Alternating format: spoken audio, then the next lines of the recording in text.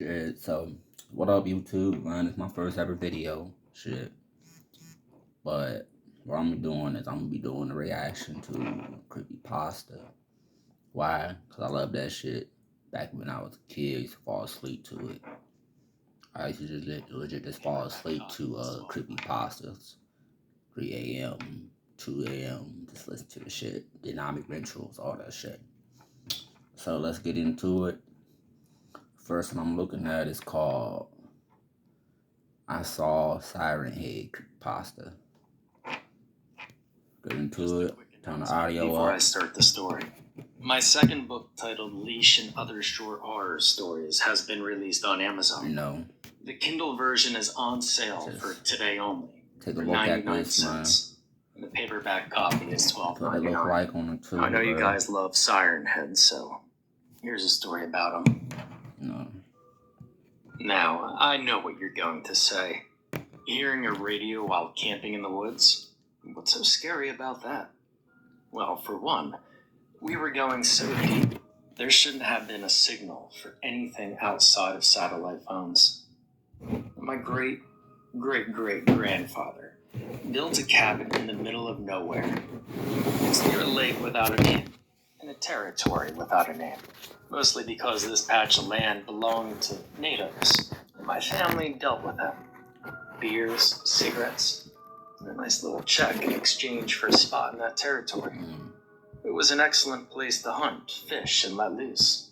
As far as I know, Siren Head is a huge or very long, skinny creature with, I believe, a couple microphone sirens coming out his head with a huge stick. And they said he follows you, apparently, or something like that. But let's get back into it, though. Yeah, I've been like that for generations, and our family kept in good terms with the natives there. Fishing and hunting weren't so good since the natives used a lot of nets and traps, which left very little fish. But the most important thing is that once you got up there, you were alone with nature. And this is why I was so excited to go alongside my friends, Kyle, Thomas, and Matt. Kyle and Thomas. Another thing is, like, I've been watching creepypasta so long that most of the time it can be anything unexpected, from the main protagonist actually being the bad person to him hearing shit that ain't really there, but actually his demons.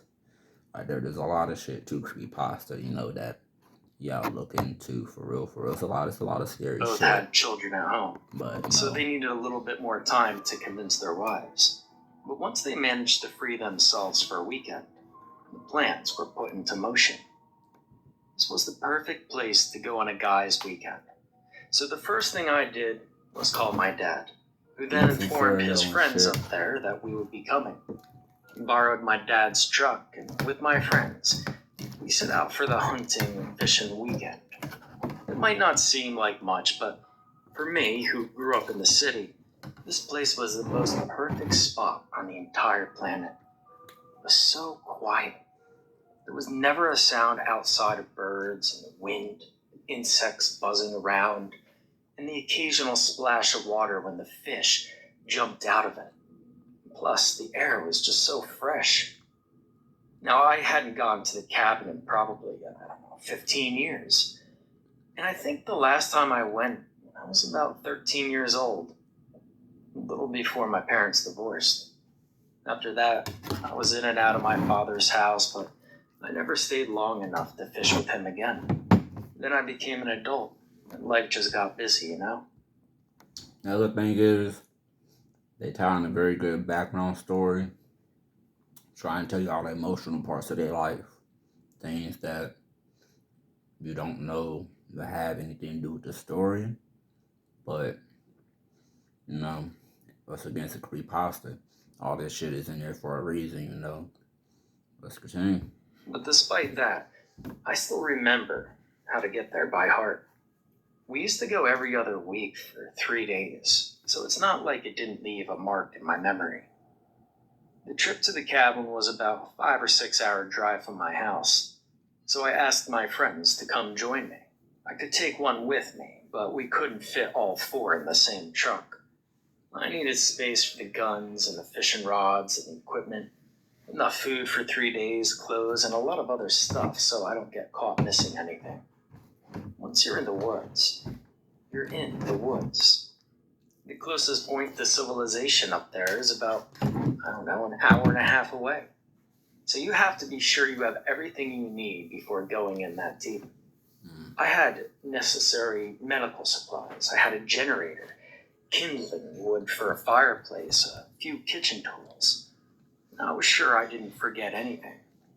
It took us about 7 hours to get to the cabin, mostly because I took a wrong exit. I had to circle back, but it wasn't such a significant delay.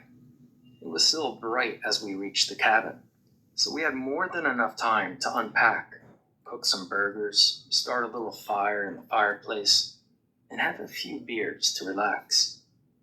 You said I got more calm. He started talking about like everything he packed and everything. Then afterwards, he's like, yeah, I'm gonna make sure, I got this, and that, so I don't gotta worry about it in the end. Him and his friends relaxing, fireplace, burgers, nice area, place he ain't been through in years, a lot of things like that. Should kind of raise a red flag, because comfortability, but shit, let's see how you go about it, though. Nights come fast in that stretch of the world, so by 10 p.m., we were all in bed. Serves no purpose to run the generator for hours on end. Even if I had enough fuel for it, we still wanted to fish in the morning. But none of us could sleep a wink that night. And if we did, it was intermittent at best. When I woke up, I felt groggy, disoriented. I had a pounding headache. I started a fire again and put some water to boil so I could make instant coffee. Thomas joined me not long after, and we got to talking. I asked him if he had heard it too, during the night, and his eyes gave me my answer instantly. He did hear it. That long, distorted, scratchy sound. See that right there? That's like he woke up with a headache, disoriented. First thing he thought was, hey, he does some water, made some coffee. Then he decided to ask his friend about, hey, do you hear that noise also? But my question is, like, do your friend got a headache also? Is he disoriented? Shit, do you feel malnourished? Do you need something to drink, something to eat? I mean, shit, there's a lot that can tie into creepypastas and shit, man. A lot of background story, a lot of details that you gotta look at, from you hearing, hey, my head fucked up. You should know that, okay, something happened that night that they didn't say, but they don't say in the morning time, But yeah, let's keep watching though. Sounded like someone was trying to switch channels on an old radio that had no reception. And sometimes there was a hint of a voice, but the radio signal was so distorted, it was hard to tell. Now I remember telling him I briefly wondered if one of the guys brought a radio. But then I realized the noise came from outside when it moved closer to my side of the cabin. I tried to check outside, but in the darkness, all I could see were trees. Trees and branches being swayed slightly by the wind as a weird unknown radio signal floated about. I told him I didn't remember that from my childhood.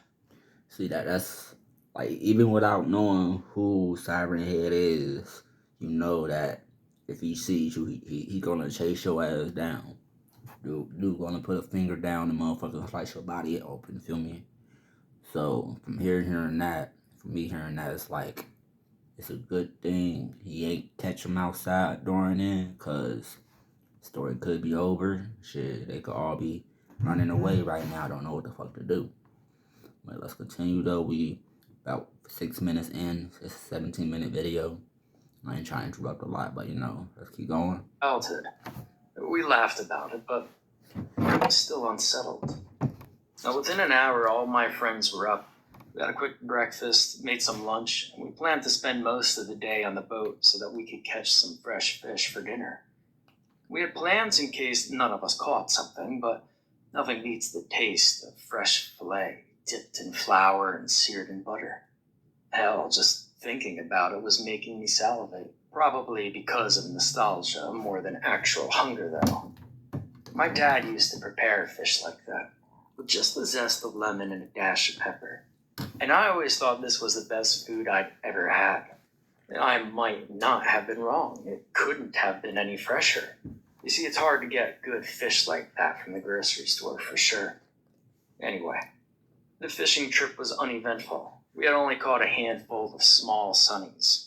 There wasn't a fish above 2 pounds for sure, so our lunch was rather small. We still shared our feast, made some rice and veg. Shit. Catch some fresh fish.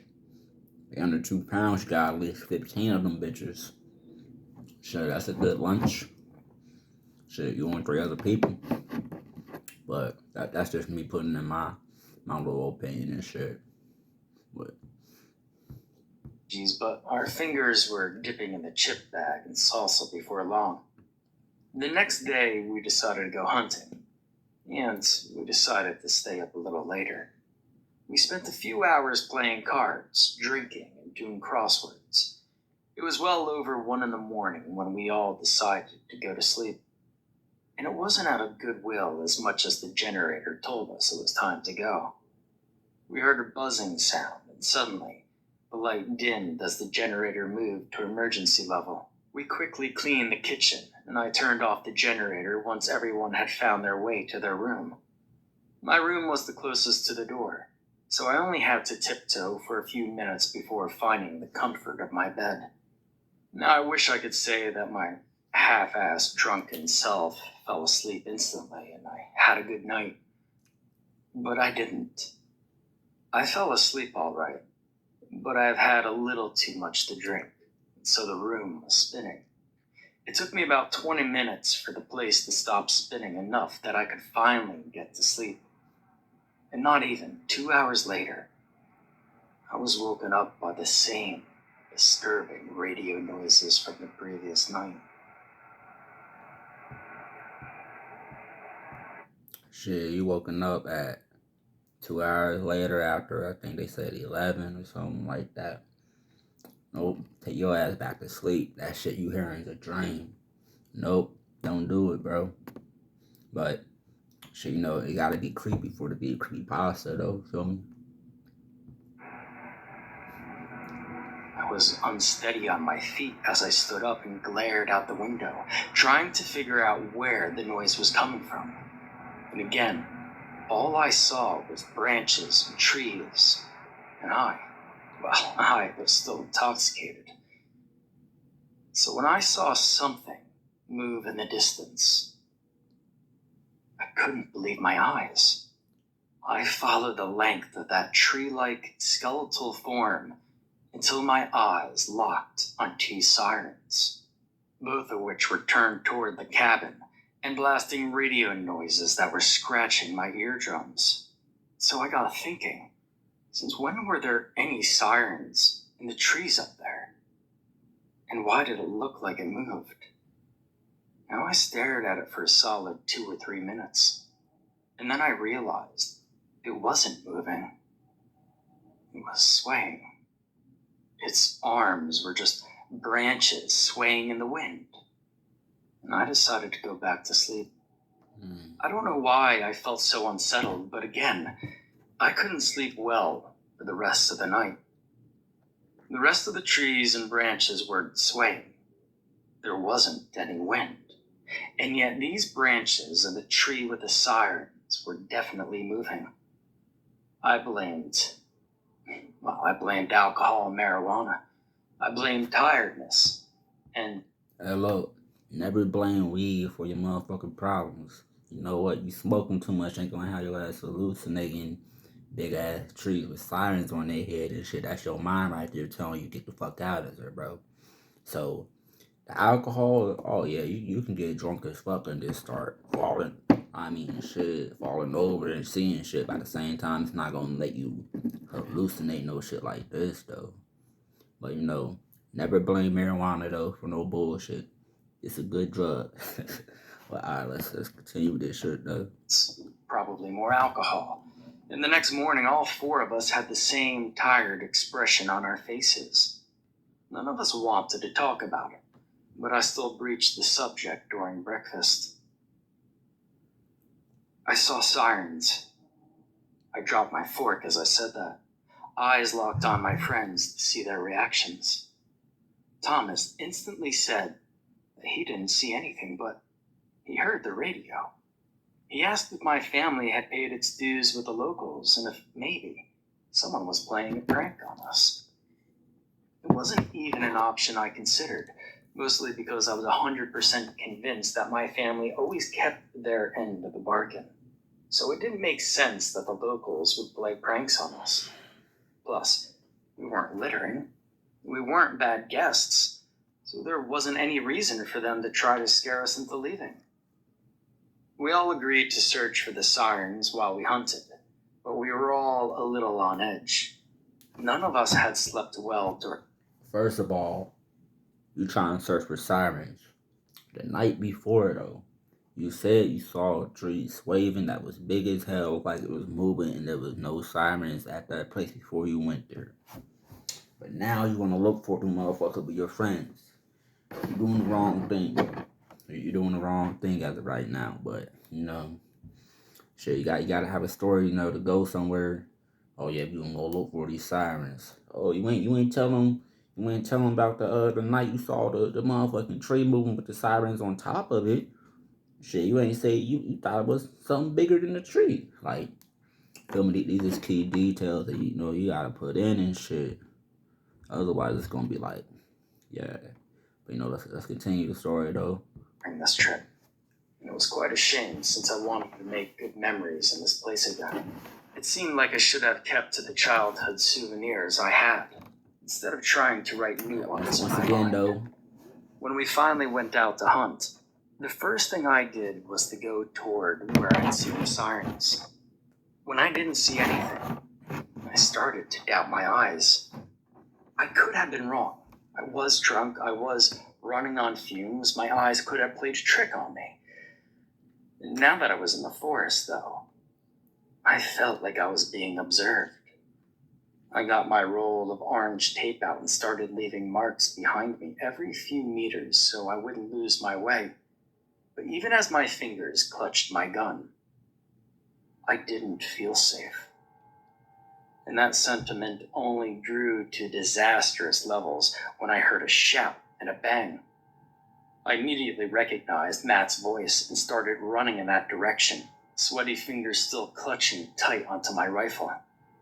I could feel my heart thump in my throat, and I knew he... Another thing is, you trying to hunt for something with sirens on it, so you got just a regular rifle. No, you need a M16, AK, you need something with auto fire and a good ass record so you can chop that shit up right through the middle. So that's already a first sign that's saying that gun ain't gonna do shit for you, feel me? It's just gonna be there just to be there at that point. But couldn't be shooting at a bear or a deer so soon into the hunt, and the scream he let out was far from victorious. I was the first to arrive on the scene, and Matt shot a second time toward what looked like a tree. I wanted to ask him why he was shooting, but my eyes begrudgingly started following the length of this tree. It was familiar, and it left a sour taste in the back of my mouth, and a certain coldness seized my soul. I was petrified by what I was seeing. Limbs like branches swayed aimlessly amidst other inanimate branches, and white as bones, not as birch as I had thought the previous night. The ivory of it was cracked in places, filled with moss and dirt. By the time I was looking at the creature's shoulders, its long gray claws were swiping at Matt, and the sound of the piercing sirens were going off, pulsating in my head. I heard a gurgle as my eyes laid upon the creature's head. I aimed and I shot, not thinking twice, and both Thomas and Kyle arrived at that moment. Hands clapped over their ears. I hit it, and the loudest, shrillest, scratchy radio sound in the universe tore through the atmosphere and brought me to my knees. I dropped my gun and covered my ears as the sirens blared at unprecedented decibel. Never drop your gun. You see a big ass motherfucker like that, it don't matter if your ears is bleeding in that bitch, Cuddy. No kizzy. Now, God, you keep that bitch up and keep putting rounds in that bitch. Don't stop. Just keep going. Or your ass dead regardless, bro. And I was sure my eardrums were going to tear to pieces and I was just going to die. I felt blood, thick and warm as it crept up my ear canal and eventually dripped out of my ears. It was slick and disgusting, and I felt like I was going to vomit. The noise finally ended, and I stared up to see one of the siren heads was nothing but a destroyed mass of electric wires on top of a bony structure, darkened by the explosion of one of its heads. My head was spinning as I grabbed my rifle, but my fingers were covered in blood, and I dropped it again. My ears were ringing, and I couldn't hear a thing, and I couldn't shoot. I listened to a distant bang and turned my attention to Thomas, only to see that he was shooting at the siren-headed creature. I dashed towards Matt's body, hoping that he would just passed out. As I reached him, the smell of iron and gore overwhelmed me. I managed to keep my breakfast in, but the sight of his eviscerated guts dripping out of his freshly torn stomach, it messed me up. The creature released another shrill, scratchy noise, but this time it was far less intense. Probably because it only had one of its sirens left, and perhaps my eardrums were almost destroyed. I barely had the time to lift my head to see it taking a swipe at me, and I managed to move away in the nick of time. I felt something burn on my hip, and I realized I'd been slashed. I ran. I stood up, stared at both of my friends, and ran. I ran towards the edge of the forest, or where I remembered it to be. I couldn't hear if they were following me. My eardrums were still throbbing from the first assault. Those of us who still stood made it back to the cabin. I didn't bother packing. I took my keys and so did Thomas. We left in a hurry. We stopped at the local town's clinic about an hour and a half away from the cabin. I didn't care if I looked crazy, and I explained what happened to them. And the local doctor gave us a knowing look. We ended up staying there a week. We never saw a single police officer, and there was no investigation. A group of the locals went to retrieve Matt's body and said it was mauled by a bear. I told my wife the truth. And, well, she says she believes me, but I can see it in her eyes that she doesn't.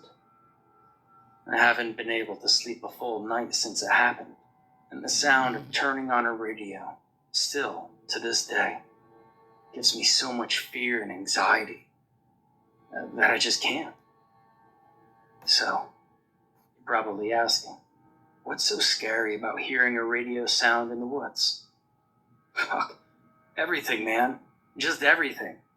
If you ever hear a radio where you're not supposed to hear a radio, leave. The radio is a warning. And blaring sirens announce your demise. We didn't heed it. Alright, so, I mean, that was an okay one. Nothing really happened, They learned, hey, you hear sirens, radios in the woods when they ain't supposed to be none, get the fuck out of there. One of their friends died. They left all their shit there too, so probably never gonna go back for that. The townspeople was acting strange. They knew a bear didn't kill that man, but they said a bear did. There ain't been no police investigations. The doctor already knew what was happening, From the signs of his eyes, it's like, yeah, man, your friend got fucked up by the siren head. And, you know, I mean, at least he didn't go crazy, tell his wife and no shit like that, and she left his ass, you know. I mean, it is an okay one. Definitely, I'm gonna look at some more and shit. Definitely could have been better though, you know. But besides that though, yeah, this that boy Jay. I know this my first reaction to a creepypasta and shit, man. So yeah, you know, like, subscribe, shit, do whatever. I mean, I'm just someone out here, feel me?